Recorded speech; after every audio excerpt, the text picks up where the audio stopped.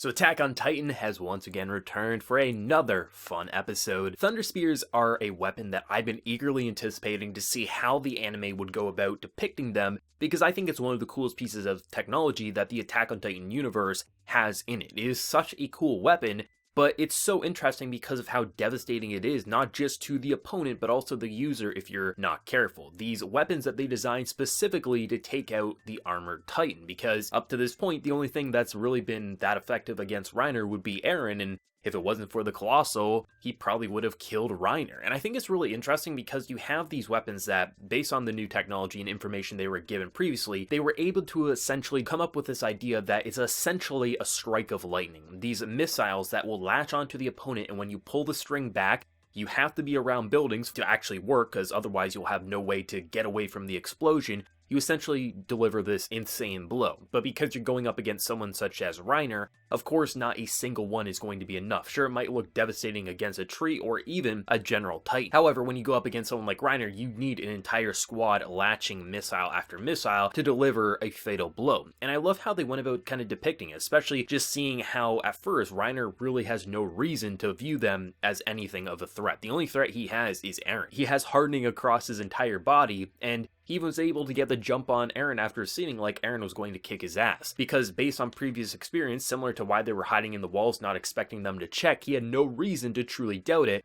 And when he realized that they had a new weapon up their sleeve, it was too late for him. That's what I love about this fight sequence, because it was actually pretty strategic. Because essentially, these Titans, they didn't even have to fight. As long as they kill the horses, they could wait them out. Because no matter what happens, they have an entire army that they can starve them out, essentially, and take Eren when he's completely exhausted to even turn into a Titan. However, if you lure someone like Reiner away because Reiner's going to try to kill the horses, you essentially get a different plan. I love how they stylized the kind of battle strategy in this very interesting and simplistic way. It's a very cute style, but I think it's different enough that it really highlights just the plan overall while not letting us focus too much on the individuals at play, making it a very simplistic design to really showcase the plan at hand, as if someone's drawing you up a map or something on the whiteboard to really show you what's supposed to happen. Because essentially, if Eren gets away, he can essentially run away. He can easily escape by himself, and you don't want someone who can essentially repair the wall after only 2 months back in the safety of his own home. So if they can lure him out, but they need to lure him out away from the walls, because otherwise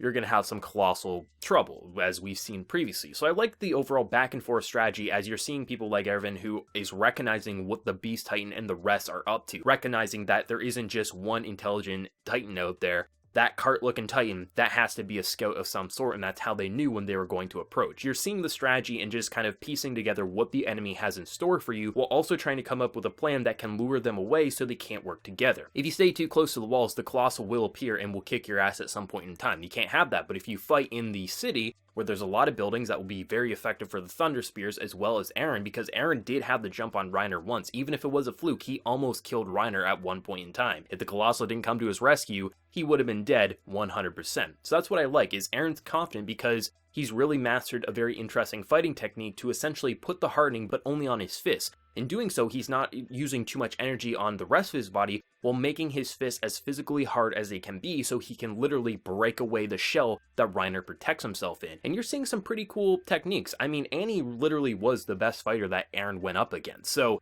he's saying, like, you're not Annie, I can kick your ass. And the interesting thing with Titan battles such as this is, even if you have the upper hand, one wrong move can cost you your life. This is basically a martial arts fight. Who's going to hit first? You gotta watch your legs, you gotta watch your hands, you gotta watch your face and your neck. There's all these little things at play, and for the most part, Eren was doing a really good job. He wasn't just some shonen hero being like, I can do everything. He had the skills, he had the capability to do it, and it was just that one wrong footing that almost cost him his life. But you can see, he didn't need people to come to his rescue. He was able to get out of this almost like pincer move, and it was really interesting. I love how far Eren's come both in combat as well as his personality, and how he's really working as a team. He's not trying to do this all by himself. He recognizes he needs his team. He needs the support of his friends and colleagues with those Thunder Spears, as he can't do it alone. I like how Eren has really evolved so much over this series, and you just continue to see that evolution the more you watch Attack on Titan or read it. But I like in this battle, you're already starting to see that this isn't the same Eren even in the first core. This is someone who's really working side by side with his companions with the new technology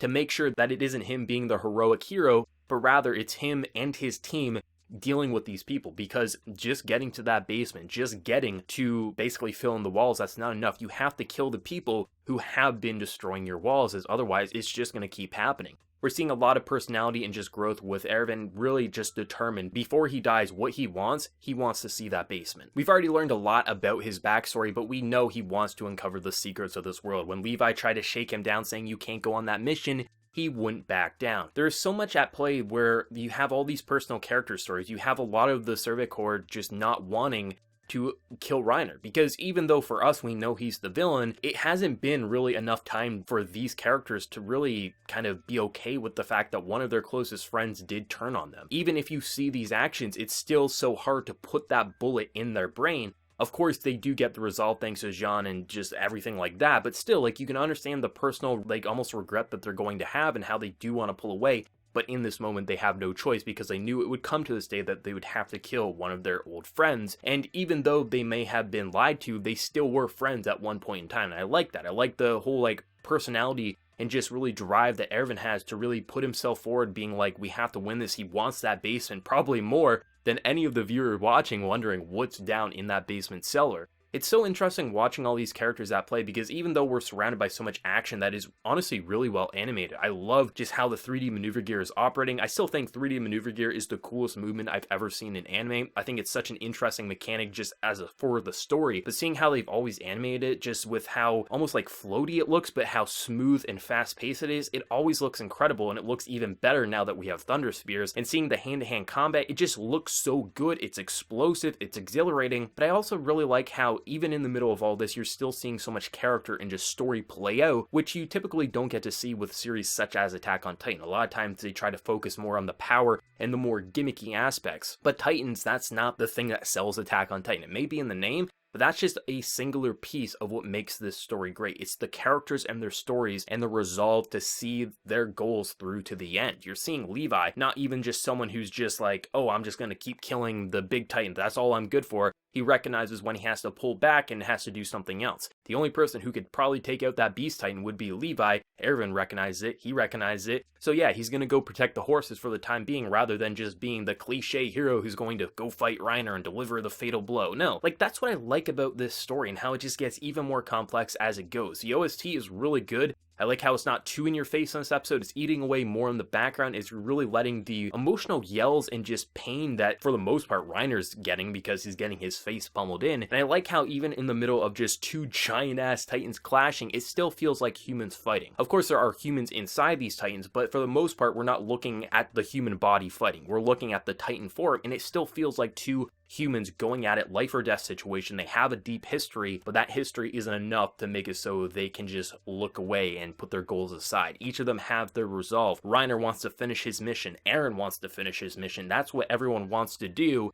And we're seeing one of the most brutal battles play out, and it's only going to get bloodier and worse, and that's what I love about this arc so much. Many people, when they watch an arc such as this, you would expect Eren and Levi to be the central characters. You follow the two heroes, the best of the Servant Corps, as well as the best just physical fighter, because one is a Titan. However, you're noticing characters even like Armin, who is getting even more chances to shine. The two people that Erwin is putting his full trust in is Hange as well as Armin, because they are the brains of the bunch right now. They are the ones who can plan the best strategies. Even when you get a pretty good plan that probably most of the viewers would say, that's a good plan, he's recognizing where other characters would be able to kind of clue in and piece together what's happening, because Armin's a smart guy. Armin is one who can really think outside the box, and you need someone like that in this situation, because literally they don't have to fight. They can wait them out. They got an army at their doorstep. They don't have enough food. If they don't have horses, they're screwed. All that matters is Eren stays there and they can wait them out. They are in a pretty shitty situation, but even though they're in that shitty situation, it doesn't mean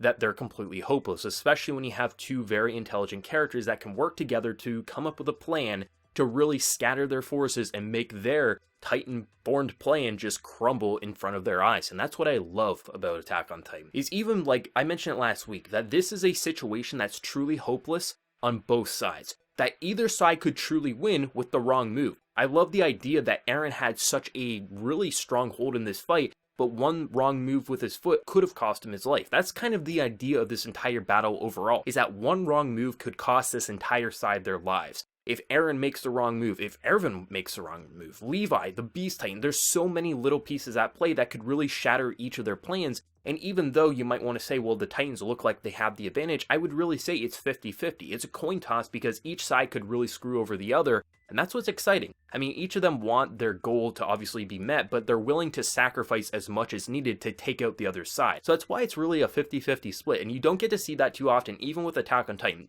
A lot of times you can say which side has the advantage. This is the one battle that is so brutal, bloody, and just so, it's hard to predict where it's going to go because any side could truly win at any moment, and that's how you know this is like the best battle that you're going to see for quite a while in Attack on Titan. For everyone who watched this week's episode of Attack on Titan, what did you think? For anime originals, manga readers like myself, let me know down in the comment section below. If you did enjoy this video, be sure to drop a like and also hit that subscribe button if you happen to be new around here. So until next time everyone, please take care and have a good one.